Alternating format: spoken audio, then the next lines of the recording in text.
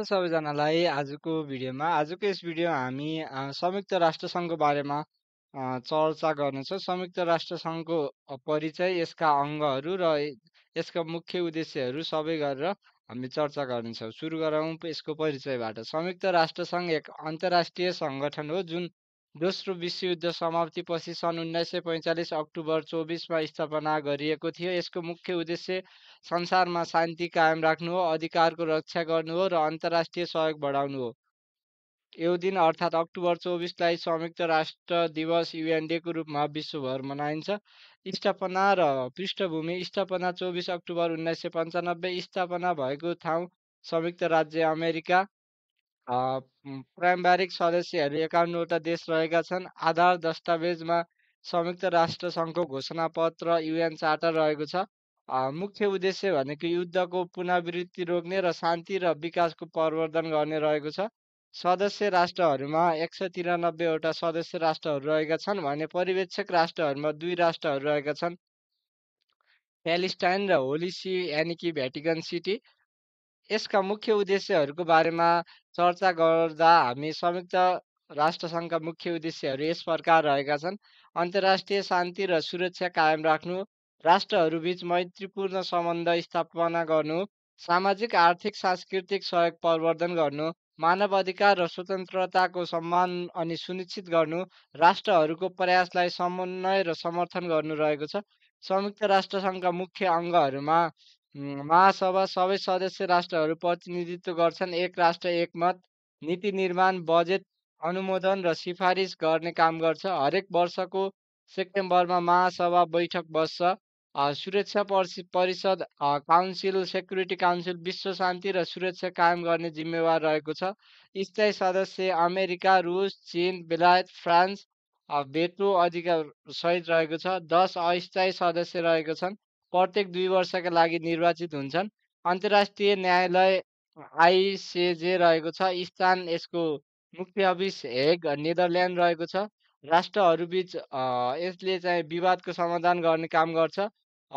परामर्शात्मक राय प्रदान गर्ने अनि सचिवालय दैनिक प्रशासनिक काम अनि कार्यहरू सम्पादन गर्ने। नेतृत्व सेक्युरिटी जेनरल रहेको छ। वर्तमान महासचिव एन्टोनियो गुटेरेस रहेका छन्। आर्थिक तथा सामाजिक परिषद आर्थिक विकास, सामाजिक तथा पर्यावरणीय कार्यहरूमा समन्वय गर्ने गर्दछ। विश्वका विकास कार्यक्रमहरूको निगरानी गर्ने गर्दछ। त्यसै गरी ट्रस्टसिप परिषद उपनिवेश वा संरक्षित राष्ट्रहरूको स्वतन्त्रता दिलाउने कार्य गर्दछ। यो 1994मा पलाउ स्वतन्त्र भएपछि यो परिषद चाहिँ अहिले निष्क्रिय रहेको छ। यसको मुख्य कार्यालय भनेको न्युयोर्कको अमेरिकामा रहेको छ। अन्य कार्यालयहरू Geneva Switzerland, Vienna Australia, Nairobi Canada रहेको छ, केनिया रहेको छ।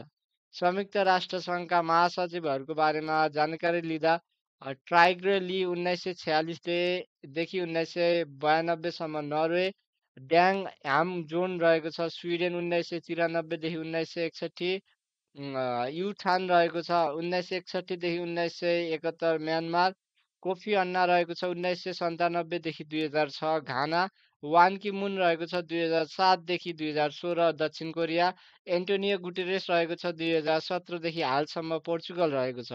शान्ति स्थापनाका प्रयासहरूमा हामीले हेर्छौँ भने संयुक्त राष्ट्र सङ्घले अहिलेसम्म 70 भन्दा बढी देशहरूमा चाहिँ शान्ति स्थापनाको अभियानहरू चलाएको थियो।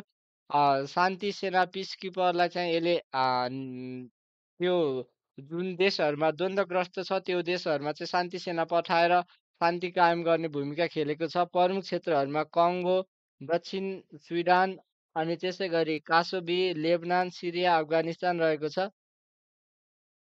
त्यसै गरी सन् 2015मा संयुक्त राष्ट्र सङ्घले 15वटा लक्ष्य घोषणा गरेको थियो जसलाई 2030सम्म हासिल गर्नुपर्ने लक्ष्य बनाइएको छ।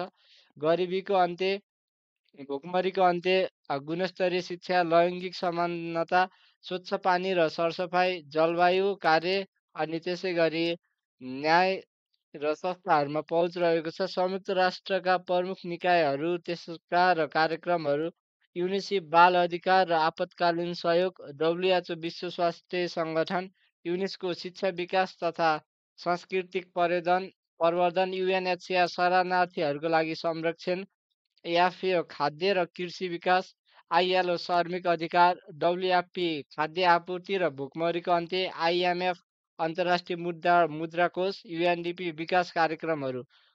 अब हामी यसका मुख्य उद्देश्यहरूमा हेर्छौँ भने द्वितीय विश्वयुद्धपछि तेस्रो विश्वयुद्ध हुनबाट संयुक्त राष्ट्रसङ्घले जोगाएको छ।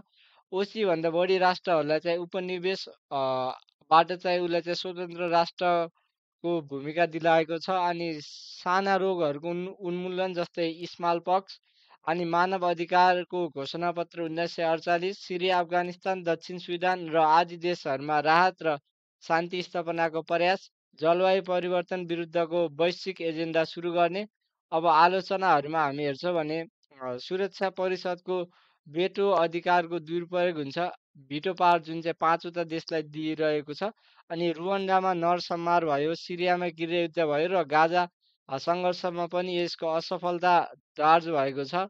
अनि त्यसै गरी ब्युरोक्रेसी बढिरहेको छ, निर्णय लिन एकदमै ढिलो हुन्छ। अनि विकासशील राष्ट्रहरूमा चाहिँ अपर्याप्त यसको प्रतिनिधित्व रहेको छ। विकासशील राष्ट्रहरूको एकदमै कम प्रतिनिधित्व, तर बढी विकासशील सम्पन्न राष्ट्रहरूमा चाहिँ बढिरहेको छ। अक्टोबर 24 संयुक्त राष्ट्र दिवस, डिसेम्बर 10 मानव अधिकार दिवस, सेप्टेम्बर 21 अन्तर्राष्ट्रिय शान्ति दिवस, अप्रिल 7 विश्व स्वास्थ्य दिवस, जुन 5 वातावरण दिवस रहेको छ। संयुक्त राष्ट्र सङ्घको झन्डा र प्रतीक रहेको छ।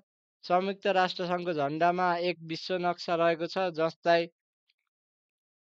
जैतुनको हाँगाले घेरेको छ, शान्तिको प्रतीक रहेको छ। संयुक्त राष्ट्रसङ्घ आज विश्वका सबै राष्ट्रहरूमा एउटै मञ्चमा ल्याउने सबैभन्दा ठुलो सङ्गठन रहेको छ। यसले शान्ति स्थापना, विकास, स्वास्थ्य, शिक्षा, मानवीयता, सहायता र आदि क्षेत्रहरूमा गहिरो प्रभाव पारेको छ। यद्यपि पनि यसमा अझै सुधारको खाँचो रहेको छ, विशेष गरी सुरक्षा परिषदको संरचना र निर्णय प्रक्रियामा। हजुरहरूलाई आजको भिडियो कस्तो लाग्यो? जस्तो लाग्यो त्यस्तै सल्लाह सुझाव दिनुहोला भन्दै आजको मेरो लोकसेवाको एपिसोड यहीँ बन्द गर्न चाहन्छु। हस्त धन्यवाद।